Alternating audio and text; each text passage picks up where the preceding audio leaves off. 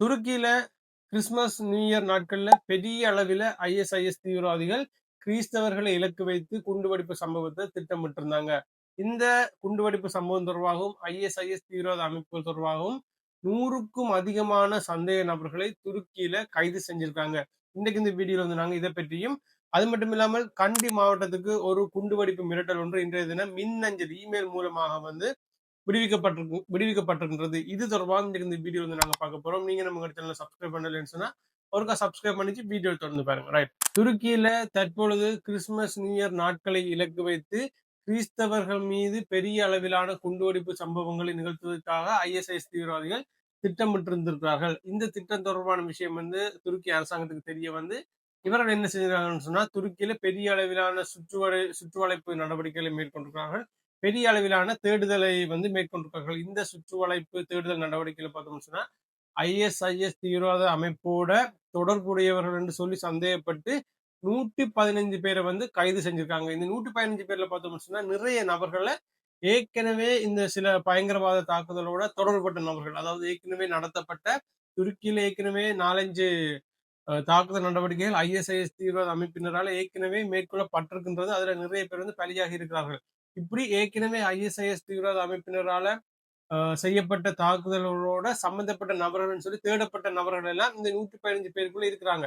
இந்த 115 பேரை கைது செஞ்சிருக்காங்க. அந்த 115 பேருக்குள்ள இருக்கிற எல்லாரையும் தேடி பார்த்தா அதுல நிறைய நபர்கள் ஏற்கனவே தேடப்பட்ட வந்த நபர்கள், ஐஎஸ்ஐஎஸ் தீவிரவாத அமைப்போட சம்பந்தப்பட்ட தேடப்பட்ட வந்த நிறைய நபர்களும் கைது செய்யப்பட்டிருக்கிறார்கள். இது மட்டும் இல்ல, சில நாட்களுக்கு முன்னும் பார்த்தோம்னு சொன்னா பாகிஸ்தான், ஆப்கானிஸ்தான் எல்லையில துருக்கி என்ன செஞ்சிருக்காங்கன்னு சொன்னா உளவு பார்த்துருக்காங்க. அந்த உளவு நடவடிக்கையில பார்த்தோம்னு சொன்னா முக்கியமான ஒரு ஐஎஸ்ஐஎஸ் தீவிரவாத அமைப்பை சேர்ந்த ஒரு குற்றவாளி ஒரு ஆள் வந்து பிடிபட்டிருக்கிறார். இவர் பார்த்தோம்னு சொன்னா இவர் வந்து ஒரு துருக்கி நாட்டு பிரஜை. ஆனால் ஐஎஸ்ஐஎஸ்ல சேர்ந்து அங்க பயிற்சி பெற்று அங்க வந்து ஒரு உயர் பதவியில இருந்த ஒரு ஆளை தான் இவங்க வந்து இந்த எல்லை பகுதியில வந்து கைது செஞ்சிருக்காங்க. இந்த நபரை பார்த்தோம்னு சொன்னா துருக்கி, ஆப்கானிஸ்தான், பாகிஸ்தான் மற்றும் ஐரோப்பிய நாடுகளை பொதுமக்களை இலக்கு வைத்து நிறைய தற்கொலை குண்டு தாக்குதலுக்கு வந்து இந்த நபர் வந்து திட்டமிட உதவி இருக்கிறது. நிறைய தற்கொலை தாக்குதல் நடத்துறதுக்கு திட்டமிடுறதுக்கு இந்த நபர் வந்து உதவி செஞ்சிருக்கிறது. இந்த நபரை பார்த்தோம்னு சொன்னா துருக்கியிலிருந்து பாகிஸ்தான், ஆப்கானிஸ்தான் எல்லை ஊடாக ஐஎஸ்ஐஎஸ் தீவிரவாத அமைப்பினருடைய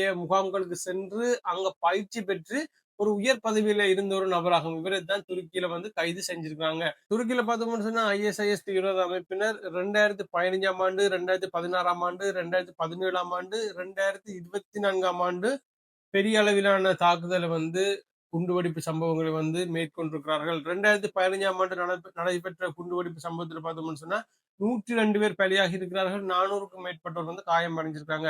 இந்த குண்டுவெடிப்பு எங்க நடந்திருக்குன்னு சொன்னா துருக்கியில ரயில்வே ஸ்டேஷன் ஒன்றுக்கு பக்கத்துல தான் இந்த குண்டுவெடிப்பானது நடந்திருக்குது. இப்படி பார்த்தோம்னு சொன்னா துருக்கியில இந்த தீவிரவாத அமைப்பினர் பெரிய அளவிலான நிறைய தாக்குதலை மேற்கொண்டிருக்கிறார்கள். இந்த வருஷமும் இந்த கிறிஸ்துமஸ், நியூ இயர் நாட்கள்ல பெரிய அளவிலான தாக்குதலை வந்து நடத்துறதுக்கு திட்டமிட்டிருந்தாங்க. ஆனா இந்த திட்டம் தொடர்பாக முன்னமே அந்த நாட்டு அரசாங்கத்தின் உளவுத்துறை வந்து கண்டுபிடிச்சதால அந்த தாக்குதலானது, அந்த திட்டமானது முறியடிக்கப்பட்டு 115 சந்தேக நபர்கள், அதாவது இந்த தீவிரவாத அமைப்போடு இவர்களுக்கு தொடர்பு இருக்கலாம்னு சொல்லி சந்தேகப்பட்டு 115 பேரை வந்து கைது செய்திருக்கிறார்கள். துருக்கி அரசாங்கத்தின் இந்த சிறப்பான நடவடிக்கையால துருக்கியில இந்த வருஷம் கிறிஸ்துமஸ், நியூ இயர் நாட்கள்ல திட்டமிடப்பட்டிருந்த பெரிய அளவிலான குண்டுவெடிப்பு சம்பவங்கள் தடுத்து நிறுத்தப்பட்டு அந்த மக்கள் வந்து பாதுகாக்கப்பட்டிருக்கார்கள். அடுத்த விஷயம் என்னன்னு சொன்னா கண்டி மாவட்ட செயலகத்துல பார்த்தோம்னு சொன்னா வெடிகுண்டு ஒன்று வைக்கப்பட்டிருக்குன்னு சொல்லி இன்னும் தெரியாத நபர் ஒரு இமெயில் ஒன்று அனுப்பியிருக்கிறார். இதனால பார்த்தோம்னு சொன்னா அந்த இடத்துல வந்து ஒரு பரபரப்பான நிலை வந்து ஏற்பட்டிருக்கு. அதுக்கப்புறம் பார்த்தோம்னு சொன்னா இலங்கை போலீசார், விசேட அதிரடி படையினர் எல்லாம் போய் அந்த இடத்துல வந்து முழுமையாக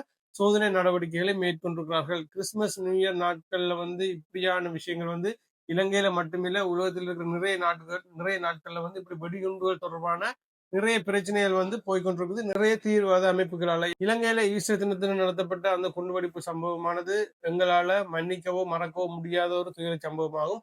அந்த குண்டுவெடிப்பு சம்பவத்தோட தொடர்புடைய அல்லது அந்த குண்டுவெடிப்பு சம்பவத்துக்கு உதவி செஞ்ச அனைவருமே வந்து தண்டிக்கப்பட வேண்டும். அனைவருக்குமே வந்து உரிய தண்டனை வந்து கிடைக்கப்பட வேண்டும். இனிமேல் இலங்கையில அப்படி ஒரு சம்பவம் வந்து எந்த நாட்டிலையும், இலங்கையில மட்டுமில்லை எந்த ஒரு நாட்டிலையும் வந்து பதிவாக கூடாது. இந்த விஷயத்தை இன்றைக்கு உங்களோட பகிர்ந்து இந்த விடயம் தொடர்பான உங்களுடைய கருத்துக்களை வந்து கமெண்ட் செக்ஷன்ல பதிவு செய்யுங்க. நீங்க நம்ம சேனலை சப்ஸ்கிரைப் பண்ணலன்னு சொன்னா ஒரு சப்ஸ்கிரைப் பண்ணுங்க. இன்னொரு வீடியோல உங்களை சந்திக்கிறேன். நன்றி.